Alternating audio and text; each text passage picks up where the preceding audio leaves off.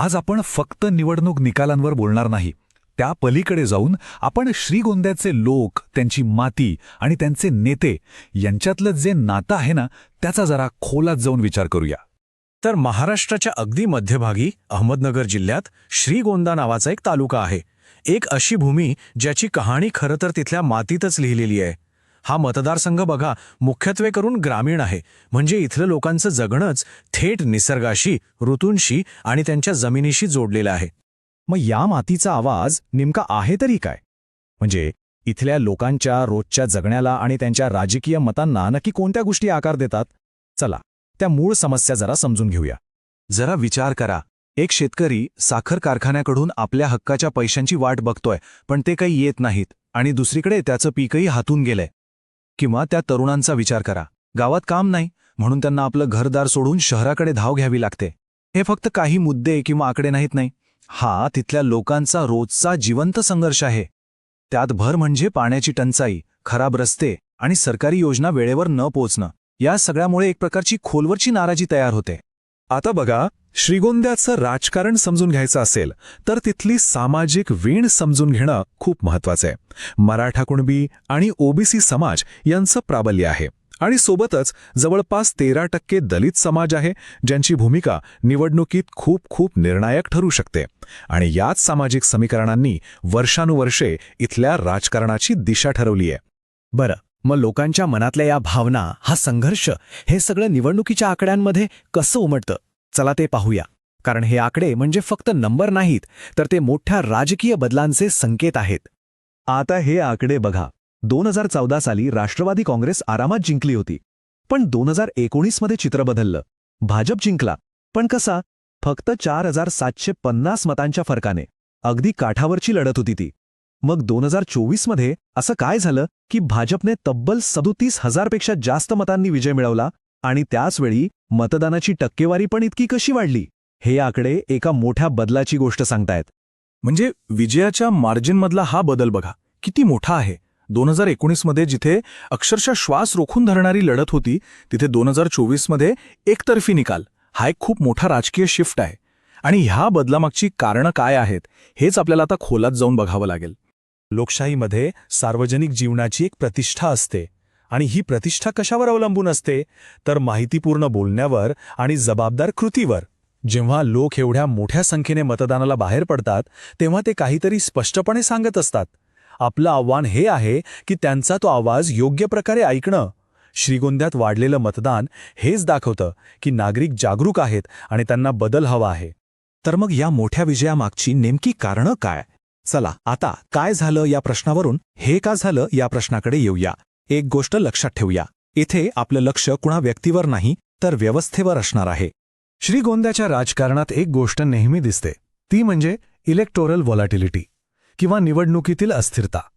आता हे समजून घ्यायला विद्यमान आमदारांचा राजकीय प्रवास बघितला की लगेच लक्षात येतं. काँग्रेस, मग राष्ट्रवादी आणि त्यानंतर भाजप. हा प्रवास काय दाखवतो? तर इथे पक्षाच्या विचारधारेपेक्षा वैयक्तिक निष्ठा जास्त महत्वाची ठरते. 2024च्या निकालाची कारणं आपण जर एकत्र जोडली तर चित्र अगदी स्पष्ट होतं. पहिलं आणि सगळ्यात महत्त्वाचं, विरोधी आघाडीत एकजूट नव्हती, त्यामुळे भाजपविरोधी मतं विभागली गेली. दुसरं म्हणजे विरोधात कुणी तगडा स्थानिक चेहराच नव्हता. तिसरं आणि हे अगदी निर्णायक ठरलं की ओबीसी आणि दलित समाजातले काही गट त्यांनी आपली भूमिका बदलली. आणि या सगळ्याच्या वर लोकांच्या मनात सरकारबद्दल तीव्र नाराजी होती, कारण त्यांच्या समस्यांकडे लक्ष दिलं गेलं नव्हतं. ठीक आहे, आतापर्यंत आपण समस्या काय आहेत आणि त्या का आहेत हे पाहिलं, पण फक्त विश्लेषण करून काय होणार? ते पुरेसं नाही. आता आपल्याला पुढे बघायला हवं, एका अशा सकारात्मक आराखड्याकडे जो इथल्या प्रशासनाची दिशाच बदलू शकतो. याला आपण म्हणूया चतुर्मुख सिद्धांत. याचे 4 स्तंभ आहेत. पहिला, कृषी आणि ग्रामीण सुरक्षा, ज्याला आपण वसुधैव कुटुंबकम म्हणू शकतो. म्हणजे अख्खा गाव आणि शेतकरी हे एक कुटुंब आहे आणि त्यांची सुरक्षा ही सगळ्यांची जबाबदारी आहे. दुसरा स्तंभ आहे सामाजिक न्याय आणि कल्याण, म्हणजेच अन्योन्य आश्रय, एकमेकांना आधार देणं.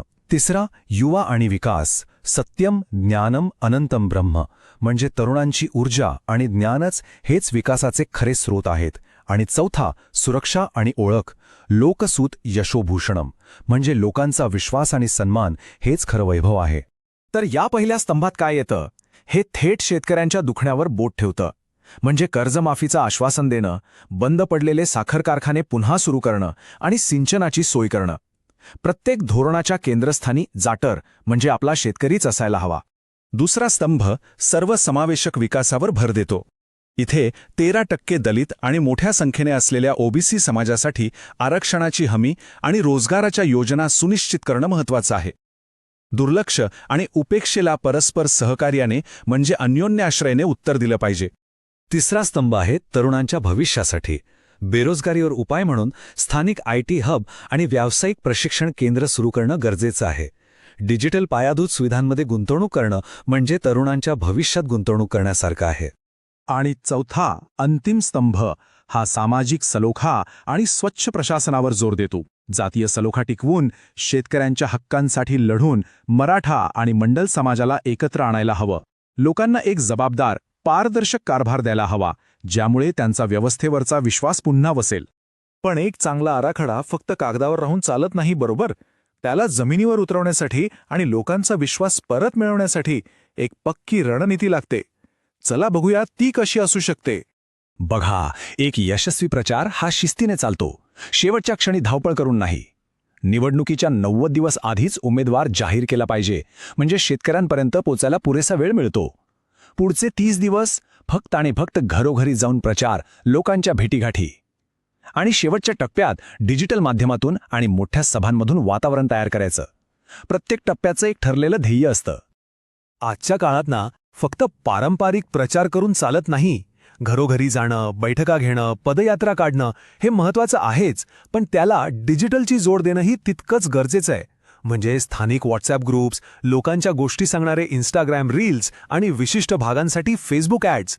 याने काय होतं तर आपण चुकीच्या माहितीला उत्तर देऊ शकतो आणि तरुण मतदारांशी थेट कनेक्ट होऊ शकतो. आणि एक गोष्ट लक्षात ठेवायला हवी, संवाद, मग तो दारात उभे राहून असो किंवा ऑनलाईन, त्यात मतदाराच्या प्रतिष्ठेचा आदर झालाच पाहिजे. याचा सरळ अर्थ आहे की माहिती देताना ती खरी असावी आणि लोकांची संमती घेतली पाहिजे. हीच तत्त्व एका सुरक्षित आणि जबाबदार प्रशासनाचा पाया असतात. चला आता आपण समारोपाकडे येऊया. पण ही चर्चा फक्त एका मतदारसंघापुरती मर्यादित ठेवू नका. यातून लोकशाही नेतृत्वाचं एक मोठं तत्त्व आपल्यासमोर येतं. एक महत्त्वाचा प्रश्न आपण स्वतःला विचारला पाहिजे. जनादेश हा जिंकला जातो की तो कमावला जातो? निवडणूक जिंकणं ही एक गोष्ट आहे, पण लोकाभिमुख काम करून लोकांचा विश्वास सातत्याने कमावत राहणं ही दुसरी गोष्ट आहे. आणि यात खूप मोठा फरक आहे. श्रीगोंद्याचं हे विश्लेषण हेच दाखवतं की लोकाभिमुख नेतृत्व शक्य आहे. जर तुम्हाला असाच बदल घडवायचा असेल आणि आपल्या मतदारसंघाचा विकास करायचा असेल तर blueprintstrategies.ai शी mgr@blueprintstrategies.ai यावर संपर्क साधा किंवा 08042041602 या क्रमांकावर कॉल करा. राजकारणापलीकडचा उद्देश.